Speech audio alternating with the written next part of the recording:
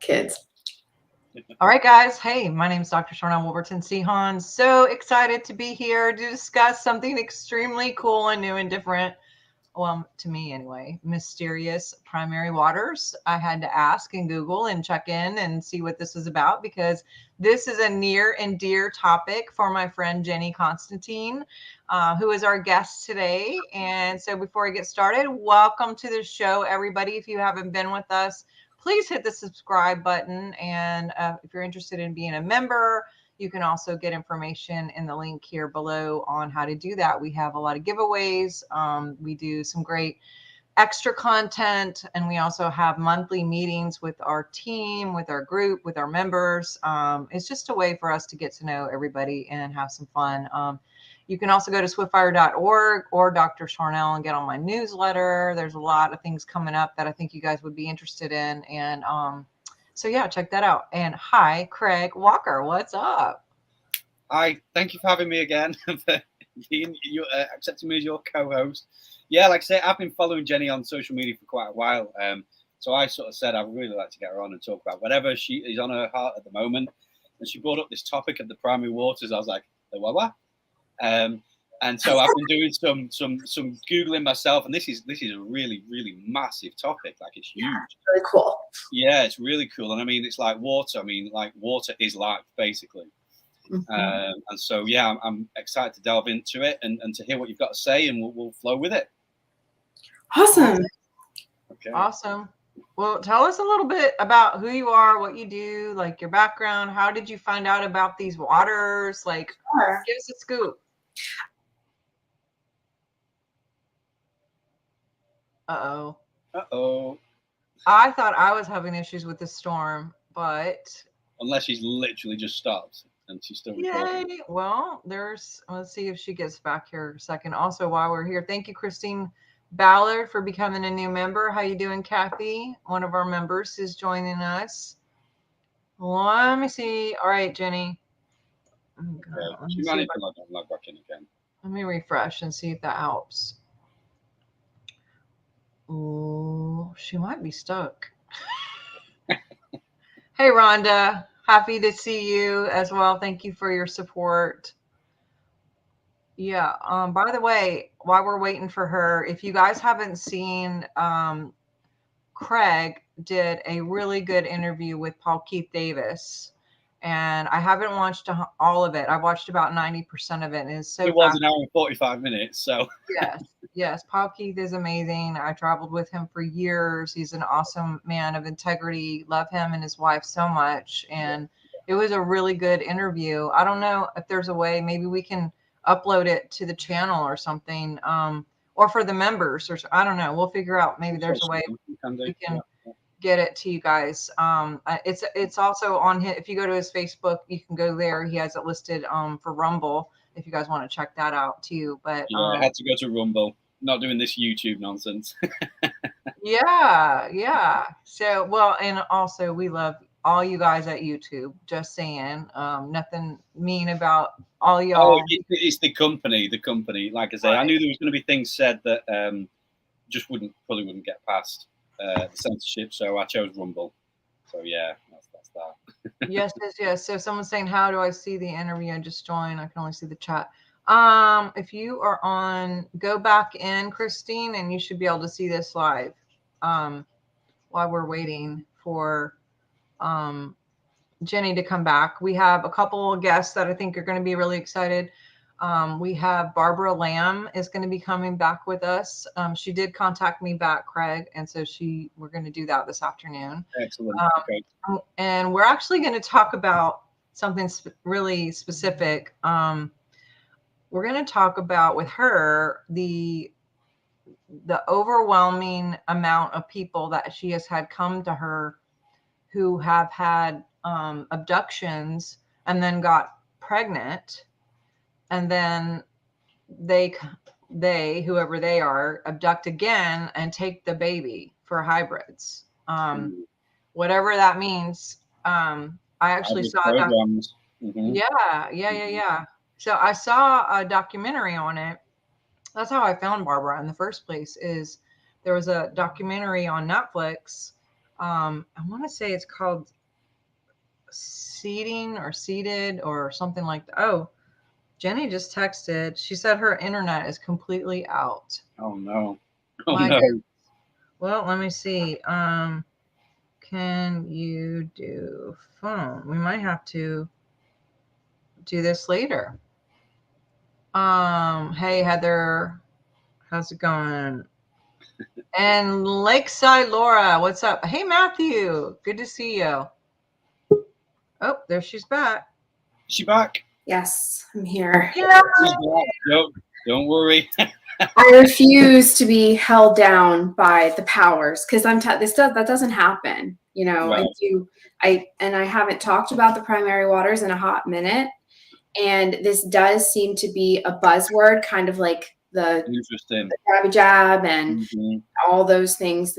And the reason being is because there's an awful lot of money and energy invested into the notion of monopolizing water, and future wars will be fought over water unless we can utilize this precious information, which I provided you guys with the primarywaterinstitute.org website.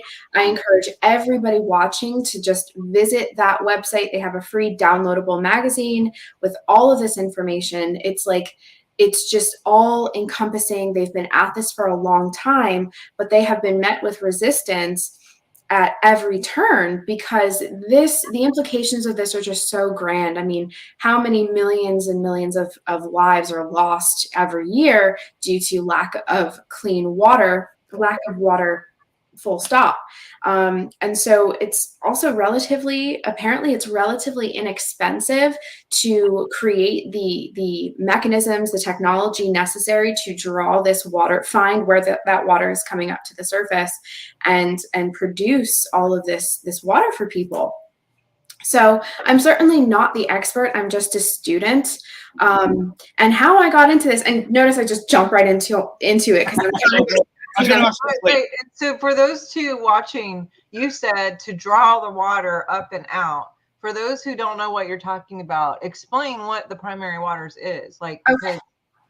So, and I had to take notes because, like, full disclosure, you guys, like, I'm not a geochemist. I'm not a physicist. I am a tarot card reader, and I've always followed my intuition. And so the last week of December 2022, I had a vision, what I call a vision. Two uniformed military personnel. They didn't look like military, like Army or Marine Corps. They didn't look like anything distinguishable that we would recognize on the surface. But these two, they looked like officers to me, just judging by the way that they were composed, the way that they were carrying themselves. And they asked me to sit down, and I wouldn't sit down. They said, "Please sit." I said, "No, I'll stand." But they kind of wore me down, right? So I think that was kind of just a control thing. But they sat me down and they explained to me that in the coming months, the waters, people were going to start reflecting what they called the true sky, and that there were mechanisms that were in the atmosphere, that existed in the atmosphere, that shielded human sight of the true sky. And the true sky is a term that they used to describe, my understanding is what what it really looks like up there. And then since then, we've experienced all these, there's fires, there's all of this, and there's all the stuff that they're spraying. One can only imagine that this is done in part to shield humans' view of the true sky. But the overall message that I received from them was less of a warning and more of a pay attention, because the waters beneath our feet and the waters also that are inside of our bodies were going to begin to reflect the true sky regardless of what kind of interference or malevolent technology was seeking to hinder that reflection and the implications of that reflection. What exactly does that mean? Well, I don't know, but it led me to the primary waters. And what the primary waters was, that is a term coined by a geochemist from many, many decades ago to describe waters within the earth that have not been born yet. And so basically, 500 kilometers below the surface, there is this massively, almost unquantifiable amount of water because the earth herself is producing water. And so the idea then of a surface population suffering from lack of water resources or lack of clean water is absolutely asinine. So and obviously we know there's big money in oil, there's big money in monopolizing water, and what these sewage treatment plants, water treatment plants, what that does is that affords government entities the ability not only to monetize water systems when it should be free, but it also allows them a very important sort of gatekeeping apparatus that allows them to tamper with our water. They put chemicals in it. God knows what they do with it. And there is just absolutely no reason that we are using recycled, treated water when there is massive amounts of water being born every moment throughout the day, forever. So I would just send everybody over to do their own digging on this. And, you know, I think I became quite disenfranchised with the political dog and pony show. I'd spent the last few years since Trump's election, or Trump's presidency rather, sort of, you know, delving into politics, exopolitics, and, you know, went through all that. And I just became disenfranchised with the he said, she said, and the subpoenas and this guy and that guy. And to me, it felt like a whole bunch of white noise. And it was around that time when I surrendered my need for sort of what felt like control, to try to know the next thing faster than anybody else and to keep up with the details. It was like, this isn't where the work is coming in. And I knew that. And it was around that time that I had this experience, what I call a visitation, from what I feel are some kind of allied forces that work with humanity. And that's what I got. And that's why I'm here. So whenever anybody is like, hey, do you want to collaborate here recently? All I really feel guided to do is to share information about the primary waters, just to get it out there and plant seeds. So that's what this is about, y'all. Gotcha. I think Craig and I feel and probably a lot of people watching, as far as the getting over the he said, she said, and, you know, having being the first person to post whatever about all the stuff. And we've kind of got over it a while back and decided we were going to use our channel just to help people be able to improve or develop themselves and take their authority back in whatever it was, whether it was mindset, health, you know, to kind of control the things that we can control instead of trying to figure out everything behind the scenes and not really be able to do anything about it anyway, you know. Plus it did take my channel down. So I lost all my, like, wow, what, 25,000 people or something, and still trying to reboot that. But we get that. Yes. Yeah. But I will say, talking about the water and the earth, I don't know if anyone's noticed, but the Schumann resonance has like done a whiteout and a blackout per week. Wait, I'm sorry, not per week. We're only in half a month now. 5 times it had a whiteout and a blackout within the same day, within this month already. And my thought was it was kind of all around a certain person who got indicted. And last time there was talk about that, we had similar response on the earth. And this has happened a few times. I don't know how that affects water, but I know this water for sure. And a lot, not mine personally, but I mean, bodies, people's bodies. And it made me wonder, which comes first, the chicken or the egg? Because, like, if the earth is responding to the people freaking out by a social engineered show, pony show, like you said, And then that causes us to our water to respond, and or maybe even the waters of the earth to respond, which causes the earth as a collective to rise up in frequency, which then has a response back to us again. You know what I mean? Like, what are your guys' thoughts on that? Craig? Oh, yeah. Well, for me personally, like you said, I had to get my head out of a lot of stuff, because not only was it really disempowering, but it was distracting, and some people are still at it, and that's fine for them.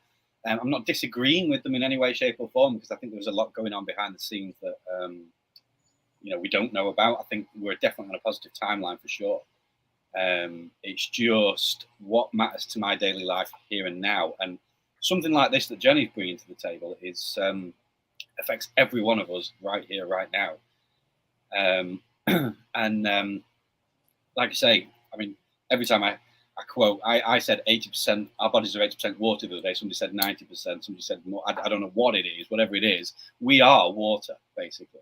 Mm-hmm. And, there's no secret that they are tampering with our water in our bodies and the water that we drink. We need to drink a heck of a lot of water to stay healthy. And water makes coffee. I mean, it's good stuff. And tea.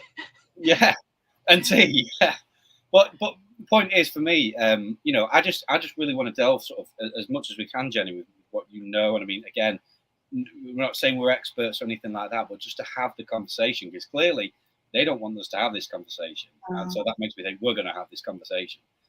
Well, go on. Yeah. I think if we were to look historically at the activity of water, it does what it wants to do. And there isn't too much that people have been able to do about it. I mean, we can create dams, but if you look around the world, just within this past 6 months, there have been major dam breakages because the water is responding. And being a tarot reader, I consult with the cards to try to generate reflections of the situation as it is right now, and then maybe what we can expect to happen given that those energies remain the same. And what the cards concluded, what I was able to interpret, was that we were going to recognize the behavior of water as doing things that we didn't think water could do, or that water has not been observed doing, at least within our recorded history, or history that we've been allowed to record and remember. So if you're to look at, like, for example, water news, I don't know if that's a thing, I don't know if that's a website, but if you were to look at water events that are taking place all around the world, whether it be dams flooding, water popping up in places that they haven't seen it before, lakes that appear and disappear at what appears to be their own will, these sorts of things are going to pick up in frequency, and they're going to very much affect the observers, because it's like you said, we are the water is us. And so the implications of this movement, these things, these behaviors that we haven't seen before, they imply that the waters within us are going to start behaving in ways we haven't seen before, ways that we don't remember necessarily, due yet again to synthetic interference, such as the mechanisms in the sky that are shielding our vision of what these personnel describe as the true sky. And to answer your question from before, which came first, the chicken or the egg, who is responding? Are we responding to the earth? Is she responding to us? I believe that it is in its purest essence a mirror reflection. And it's a co-creation as well. So I tend to think that it really is both. Like, it really is like both. Like, she's going to, and I say she, the earth, this doctor here, he talks about the monoatomic cycle. And I had to make notes because there's just too much to remember. And again, I'm not a geophysicist. I have a high school education, you know what I mean? An American high school education. So that's like nothing. But he talks about the monoatomic cycle being applicable to all cycles of life and death, anywhere. So he's saying that things like oil, water, and metal all undergo the same process of birth from inside the earth. So this dispels the idea of war for oil, war for water. And that's why I'm thinking, like, if we could just empower, like, or sort of disempower the forces that are monopolizing, monetizing all of this, and just kind of revert to and see what happens when we allow the water to do what it wants to do, both within the earth and also like within our own bodies. I really think that that has the power to change everything, you know, and this information, you know, a couple interviews that I sent you that I think are so imperative. And if you guys could view those interviews, they're very old, you know, you have to watch them a few times. But you know, they have like maybe 14,000 views. And it's like, this information is absolutely paradigm changing. Why does it only have 14,000 people? Why is nobody talking about this? Because I feel that this is so key. I feel this is so instrumental. And I see, you know, myself, I'll use myself as an example. I kind of felt like I've been chasing my own tail, getting super sucked into the right versus left paradigm politically just within the last few years. And I give lots of merit and credence to the efforts of those of us on the right that are, you know, championing common sense policies, like don't talk to the kids about sex, you know, don't prey on kids, don't be a moron, you know, common sense stuff. But I had to back away from the political stuff because I really felt like this isn't it. This isn't for me. I can't chase my tail anymore. And then it all comes up, like it's all about the water and the activity of the water and these changes that are going to continue to occur. So yeah, it's really exciting. I'm excited about it. Well, it just came to me then, just to throw this out there, that there is a certain 17th letter of the alphabet that did say, "Watch the waters." Yes, that's true. And watch the water. And, you know, water is, you know, arguably it is, someone has said this, someone in the community many years ago, water is the physical manifestation of consciousness on planet Earth. And that makes so much sense, right? So we see water behaving here in ways that we've never seen before.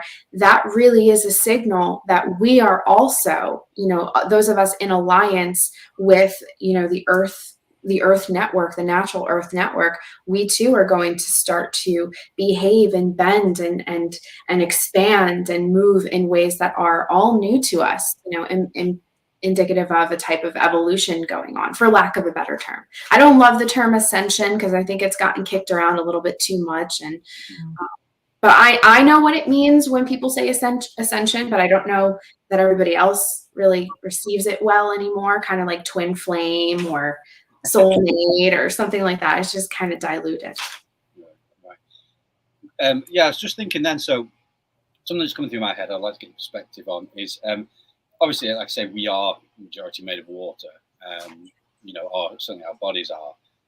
Man, how do you word this? Because this is a really, really deep topic. And again, it's kind of just getting with the flow. How many words do we use that are water related, like deep flow? Anyway, you know, I mean, going back to, I mean, there's been a huge thing come out about that we are under maritime law. You know,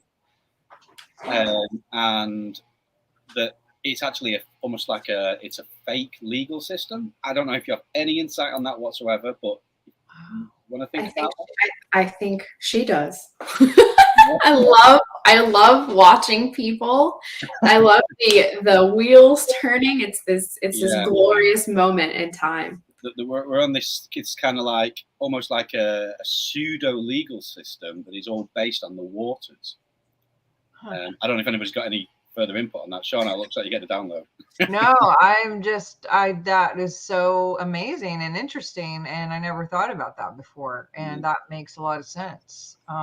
Just within the last 12 months, and I can get you a specific date, but very recently, a whole process ensued from start to finish where they redefined on paper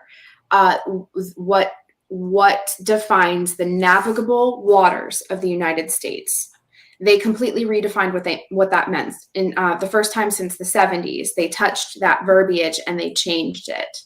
And I wonder why that is. And I tend to think that this has to do with the Space Force. I tend to think, to get really crazy, I think that this has to do with an interplanetary or interdimensional border security system that is coming online, and the waters are so imperative to the function of those barriers. And other elements come into play. You know, we have the electric principle, or the fire element as well, the earth element, and the air element, certainly, which is the highway through which all of these elements travel. And so, you know, we're kind of hitting all those things. But for me personally, I think 2023 is like the year of water for me. Maybe fire will be next year and air the year after that. But I'm just really feeling guided to move with where the energy of the waters are taking me. And I think that may have something to do with the financial events taking place in the financial system this year in particular. Notice terminology like banks and you know, these are all terms used when we're talking about money or the currency, right? But why do we use terminology that we use to describe maritime operations? You know, banks and currency. There's a bunch more, but they use that because there's some kind of there's I don't know exactly what it is. There is some kind of like Babylonian money magic spell that was started a long time ago, and I think that that spell is being broken like right now in real time. And then the waters are going to show us exactly what that means. Sorry, John, I don't mean to jump in there, but that really encourages me, because something I've felt even since being a child. When I say a child, maybe, you know, when the concept of having to work for money came into my consciousness, it never sat right. It was like, I have to go out and do something that I don't particularly want to do just to live, to make this fake thing. It's always been a weird concept to me. Like, this is rubbish, you know.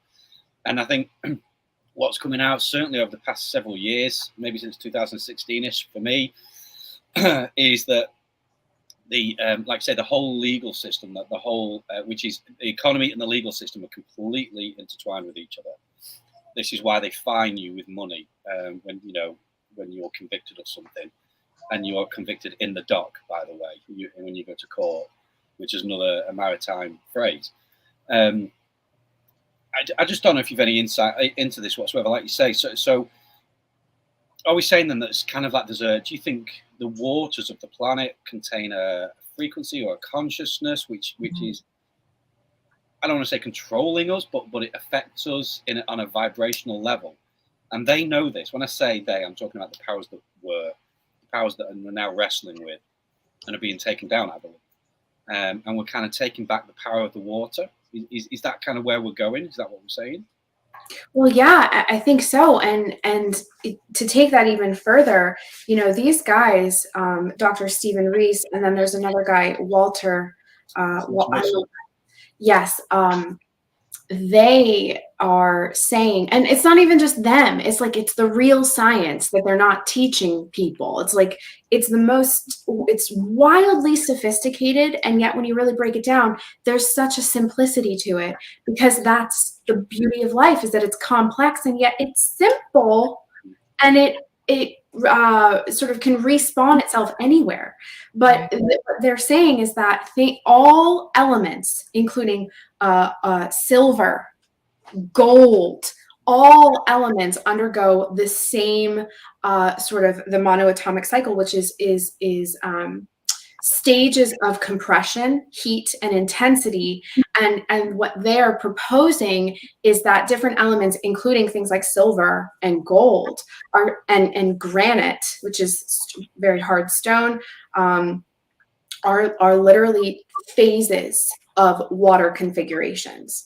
They're saying that granite is frozen water. You know, silver, which is something that occurs naturally, silver and gold, right? So silver has its correlation to lunar properties, gold has its correlation to solar properties. These are currencies that are very synergistic and complementary to human life, because gold, we have gold particles that clump up specifically around the heart. And you know, this isn't pseudoscience, this is real science. And so, you know, part of the reason I think that this came to me when it did, the past few years I've been working with a man named Bix Weir, who some of you may know, some of your listeners may know who he is, but he's an ex-banker. He was a financier for decades, and he figured out what they were doing and then spent the rest, you know, many decades of his life trying to alert people to the rigging, specifically the rigging of the silver market. So my work with him, I never took any interest in the economy. I think it's so boring. It's a snooze fest. Like, please, like, anything but that, anything but that. But working with him, I got pulled into this world that I really did need to be educated on. So I started to learn about the banking system. I started to learn about the parasitic nature of it. But because I'm a reader and I'm an intuitive, I started to get information about the consciousness of silver. So silver, like this, like silver, actual silver. And what I found was, over the course of working with the energy of silver, is that it has a sentience to it. It has almost an intelligence, but it's not like an intelligence like you or me where it'll joke with you. What I came to discover is that because humans, and silver and gold as well for that matter, have such a synergistic, symbiotic relationship to one another, that the consciousness of silver and the observation of human beings were coming together to create a personification. And that personification I call the Silver Knights. And they literally presented themselves to me as a band of cavalry, so men on horses, but they were made completely of some kind of silver alloy.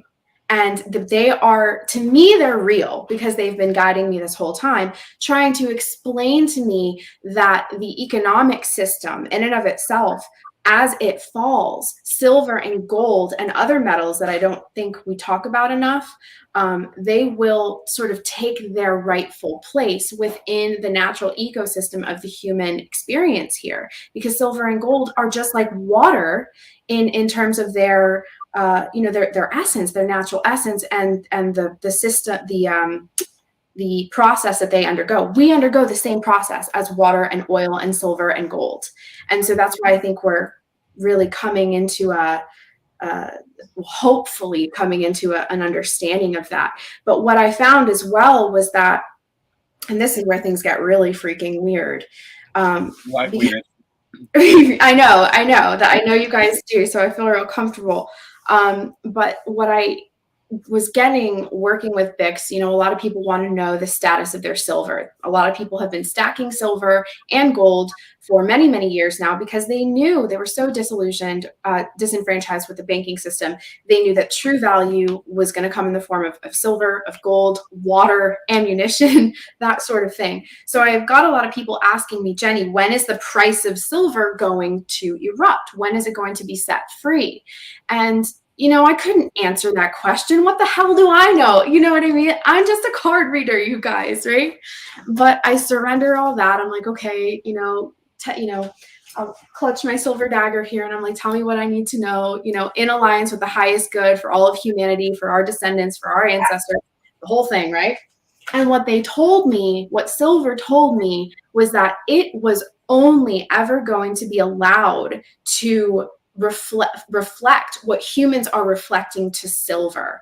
So when we talk about things like child trafficking, like supranational, and I mean interplanetary human trafficking and child trafficking, what that does to what I call the human GPA, or the human grade point average, is it drags it down so far that silver, being in its essence a reflective property, a reflective mechanism, if you will, it was never going to be allowed to break free as long as the human collective was dragged so far down by this activity here.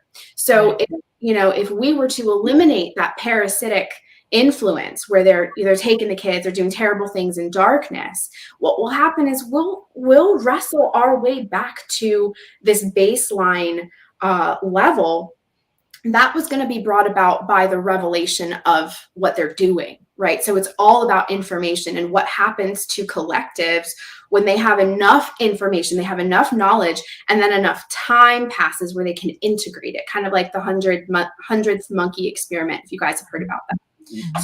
So a group of humans figure something out on one side of the planet, but because we are an interconnected fabric of divinity and intelligent nature, they figure it out on the other side as well, instantly. So that it's the same thing. So the knowledge of the trafficking, the knowledge of the abuse, that in and of itself is enough to get our GPA, our human collective grade point average, up to a place where we can reflect something to silver and it can reflect back to us. Okay, you guys did the work. Thank you. Silver Knights are free. We can shit off now. You know what I mean? We can move in and start slashing, and it's not about violence. It's about energy. Yes. So that's what silver taught me. And I'm just excited to see what the waters teach me next. Yes. Well, we were talking last week, whatever, on the phone. And I was telling you that I already have Veda Austin. I think it's next week or the week after. I love her. So if you guys haven't heard anything about her, she goes into what Craig was talking about or asking about the consciousness. And she's basically taken Emoto's work, which I love. And actually he passed on Valentine's Day. Isn't that interesting? The same day Bob Jones did, which again, love and consciousness. But she has tons of photography, for those of you who are not familiar with her, on how that reflection happens and how water mirrors things, even including our faces or a leaf or whatever. Like she basically talks to the water and says, what do you think about this green juice or, whatever. And then she does flash photography and frozen little glass petri dishes and what have you. And then she watches the reflection, and the reflections are like, what? But anyway, so I just thought this was so interesting, how the synchronicities of us magnetizing you and Craig bringing you in, and then this is what you want to talk about. And I already had her scheduled. But also I did put 2 of the links that you were talking about in here for people to look at and to follow and to kind of check out the primary waters, and the one that you were talking about earlier. I wanted to too mention gold. I had never thought about the silver reflection or the silver frequency of that, but I had dived into the whole gold thing pretty hardcore, because I had a health issue that was pretty serious. They would say deadly. And for whatever reason, the day after my diagnosis, and this is years back, one of the first things that I heard when I woke up that morning was to go in my jewelry box, which was underneath, like in a closet. Like I hadn't looked at this jewelry box in, I don't know, a decade or 2, 3, I don't know, a long time. And to find this necklace, which I'm wearing still, that's not it, my name in gold. And to that actual point, that day, I was not wearing gold at all. I hadn't worn gold in probably since the 80s, maybe, and or early 90s. And but I felt to go put this necklace on, and I didn't even know the connection or why or what. But I all the jewelry that I wear, everything is like on purpose. My clothes, like there's always a reason for something, and I don't want to be like OCD about it. But anyway, so I put it on. And it wasn't maybe a month or so later, the person who gave me this necklace for my 18th birthday, who's my husband, came back into my life. He wasn't in my life at the time. But what I heard about this was because that it was going to bring me back to who I am. And I don't know what that even means exactly. But I put it on, And I had been, my husband now, Brian, we were engaged for 5 years, and we had a little recess, a 25-year recess. And during that time, I had like, looked for him, tried to get, meet out with him or whatever. And it was just like radio silence for 25 years. And then when this put on through a series of events, all of a sudden it was like he could hear me. And I didn't even remember that he bought this. But when we met up for the first time, he was like, "Oh, you're wearing wearing the necklace." And my response to him was like, "Oh yeah, my mom bought it for me when I was in high school and la la la." And he had the memory of giving it to me on my 18th birthday. And I was just like, I don't think so. And then later, like a month later, he sent me his journal where he had journaled, Sharnael's birthday, 18th birthday, a dozen roses, gave her necklace, da da da da da. And what I really felt, I was like, what? I was like, what? And I really felt like there was not only the essence of me, and this is my name, and who I am, whatever that looks like, that shifted things for me in my field, but it also gave him almost like a transmission of some kind, like, hey, I'm over here. And he was able to like connect, like his frequency was somehow on it. And so then I started looking into like the life of gold and the frequency of gold and the essence of it. And I didn't find the water component to that, which you're bringing in more pieces to that. But even what you just did with the silver sword of like holding it and praying it, whatever you just prayed and decreed or however you want to say it, like that's major. Like, I don't even know if anything I'm saying is making sense. Oh, it is. I get it. You guys get it? I get it. Okay. So, but yes, it was like a bat signal to me. Like, Well, I'm over here. We can talk now. Do you hear me? Or something, like, I don't know, but there's something alive to this. And my body healed and restored, not just because of the gold. I can't say it was the necklace, but just the whole occurrence of events and all the things I was doing. And there's a lot of other backstory. The correction occurred, didn't it? Yeah, it was like some sort of catalyst, connecting point. But tell me what you were going to say. So I believe that silver and gold have what could be described as an alchemical marriage. As we oftentimes see in nature, there are just marriages between, compounds, elements, creatures, ecosystems. They just work, like male and female. Things just work. Those things just work, positive and negative. And gold is one of the most conductive elements that we have, or metals that we have, rather. It conducts electricity at an enormous rate, which, if we listen to ancient alien theorists, there's a whole wealth of information on what motivated some races to harvest or rather mine for gold, right? Because of its properties of conductivity. Mm-hmm. Yeah, and so that conductivity.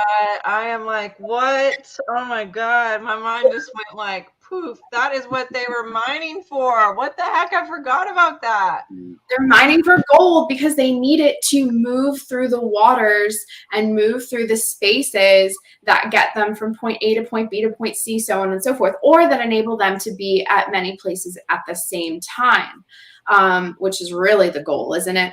But that conductivity, the silver and the gold, that marriage together, I do believe it almost functions as a type of key to unlock possibly the mechanism of the human body and allows us to operate the Merkaba, or whatever you'd like to call it, the light shift yeah. I'm so glad this is working, because I sometimes feel like I'm crazy. I really do. Sometimes I'm like, I think we all do nowadays. yeah. But we need each other sometimes to soundboard, and it's like, you don't That's sound what I like crazy. to do on this show. Like you say, we just get on, we talk. That's what it is. We have a conversation, and this is fantastic. This is amazing. There's a book, I'm trying to remember. I want to say like God Spells or something. And there is a whole section about water and currency. And Terry's bringing this up about currency has flow and like gold and water. Again, like That seems to be, I'm going to have to find that book and put it up here or whatever. But yeah, I feel like I'm just like, wow, I don't even know where to. Well, this is stuff that takes a long time to process. Like I didn't, it took 3 years for this military duo to visit with me. And I think that that's because it took that amount of time for me to mature and to have the bandwidth to even receive that information at the time that I did.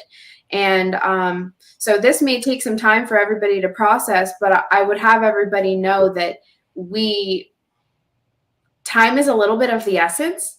So just jump into it. And if there is something that you feel that you can do in your life that applies this information in some way, if you feel guided to study metallurgy or crystallography or the movement and behavior of water or the the magnetic and electric principles, which is actually the basis for what they call magic, what they have bastardized and used against us. It's actually the principles of the magnetic and electrical properties as they work together. And I just, there's something, the primary waters, the waters that have yet to be born, I feel are so key. And I think in a way, whether we collectively pay attention to it or not, it's more like it just kind of helps expedite the situation, and it makes our journey easier, more meaningful, that we get to like be in on it. But I'm under the impression that the waters are going to do what they're going to do regardless of what we choose to do next. It's more a matter of like bracing ourselves or going with the flow. Do you know what I mean? I have a question. Craig, were you going to say something? Nope, go on, crack on. I know we just have like a second. We might have to have you back. Please. Talk about the thing about shielding the sky, or the real sky, or what did you call it? The new sky, or the true sky. So that's not, arguably I did just invent the whole thing. I don't know. It depends who you talk to.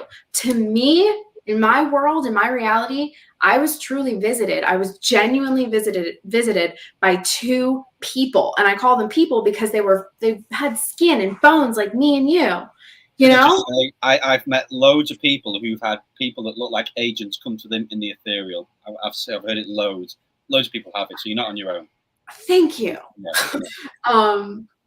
Matthew's here from Matthew. Your Mission. Yeah. Hey, he's we're on the same coast here. There's a lot of really awesome people found their way to Florida in the past few years, and I do think that has to do with the possibility, the likelihood that there are remnants of Atlantis on the West Coast in the Gulf here, and some of what? Sorry, Atlantis has been on my mind the whole time. I was going to ask that before we finished, but carry on with what you're saying about the skies. We'll get there. Sorry. Okay, so the true sky was the term given to me by these 2. It was a male and a female military personnel, and the mechanism that they were describing, apparently it has a type of shelf life, or it cannot be there forever. When it was originally created, it was at its strongest. And what this ancient death cult and their people have managed to do,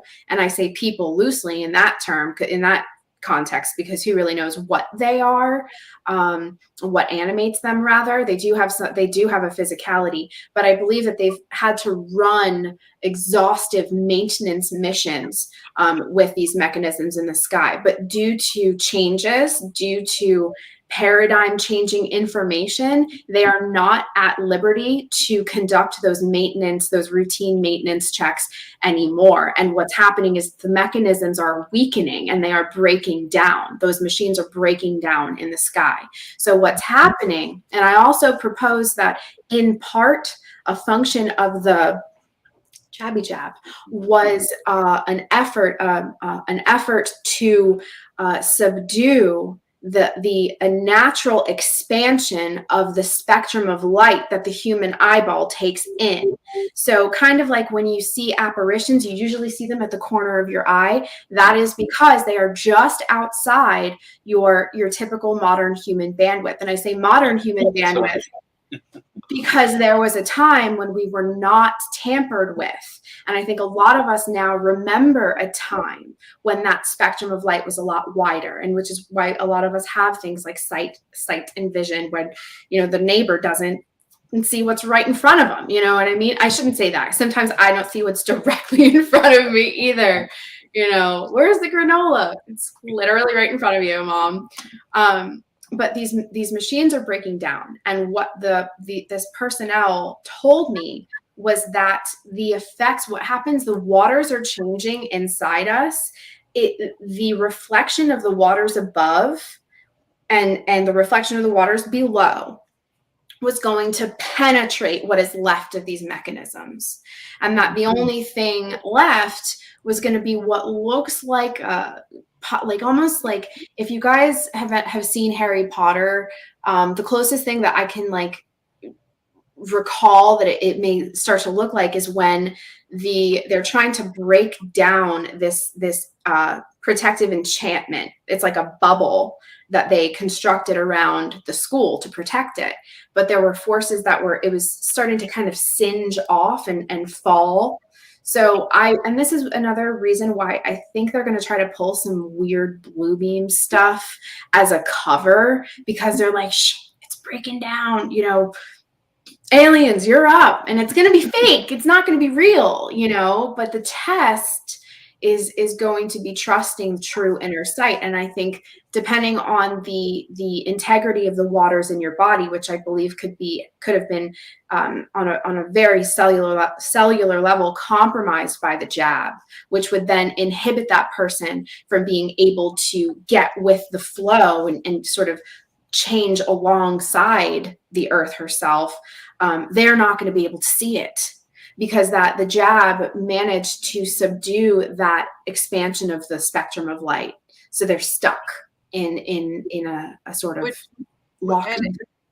Well, and animals see what we don't see. You know, they always do, though. I think they're not under the spell for whatever reason, because I see my dog like literally look up at things and bark at things, and you know, I'm sure you see your dogs do stuff too. But what were you going to say about Atlantis? And then we got to get off here. Oh my word! I mean, yeah, talk about a can of worms at the end. I have a habit of this.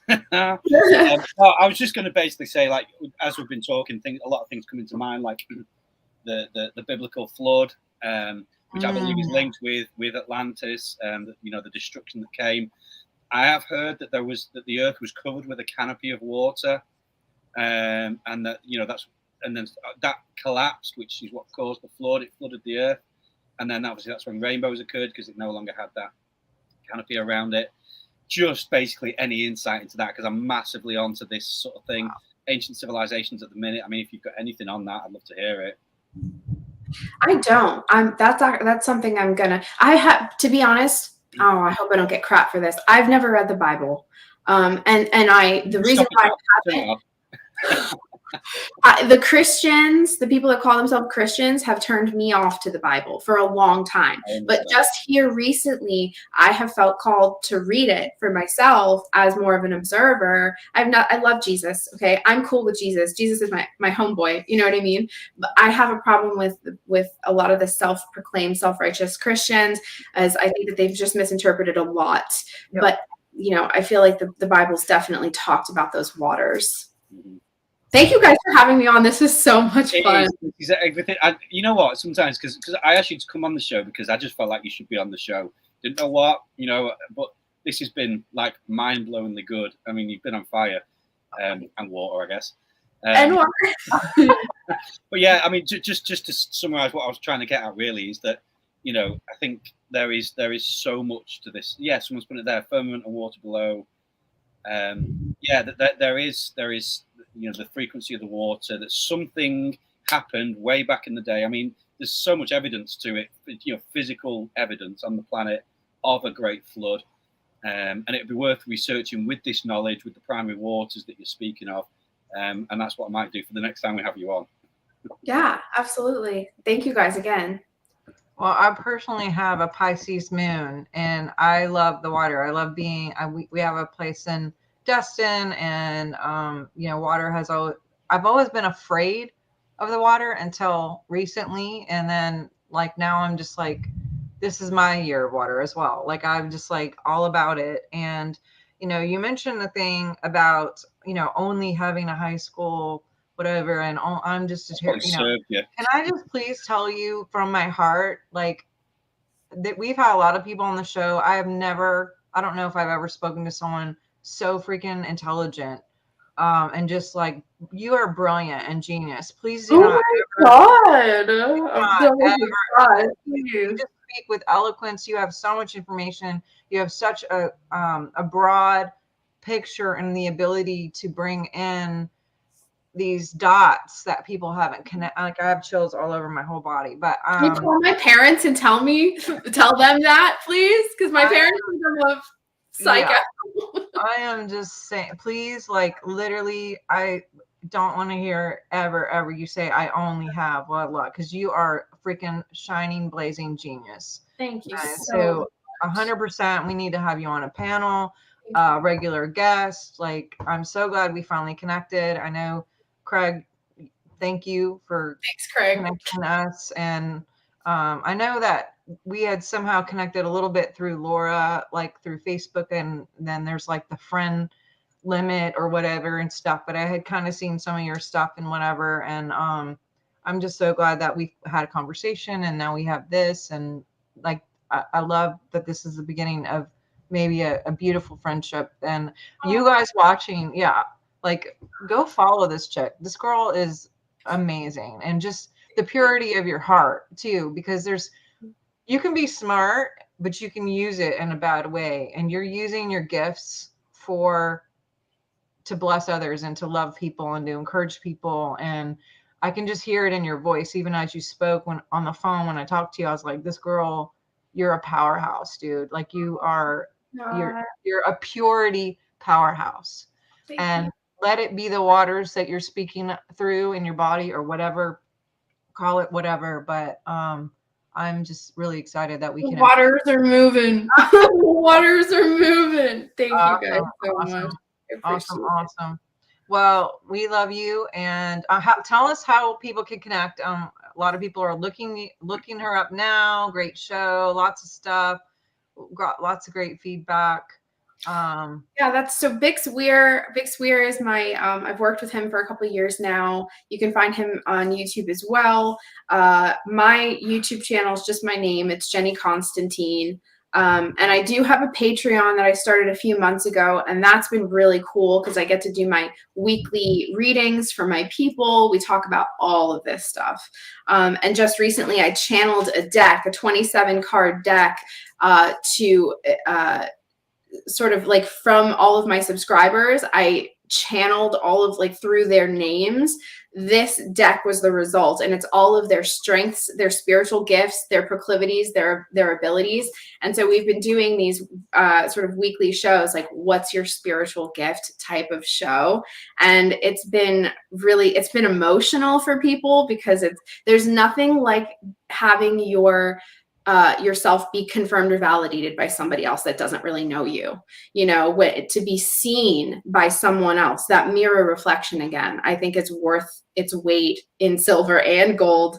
And that's why I think I've been sent here, is to help people hone their own spiritual gifts and empower themselves and not outsource it anymore, because there's no need for that. It's 2023. Apparently, maybe it's something else, but it's late in the game. So that's exactly what we use our channel for. Is I feel like my whole mission and call is to help you find my purpose is to help you find your purpose and like to excel at whatever that is. And so we're definitely on the same page. I know we were trying to get you this Sunday for a members meeting. Maybe we can get you on for July. Possibly we can look at some dates and because I think that would be really fun to explore too with your deck. And I got to get your address. I'll have to send you my deck as well. But oh my God, yay. Lots of great feedback. Well, you guys, thank you for watching today.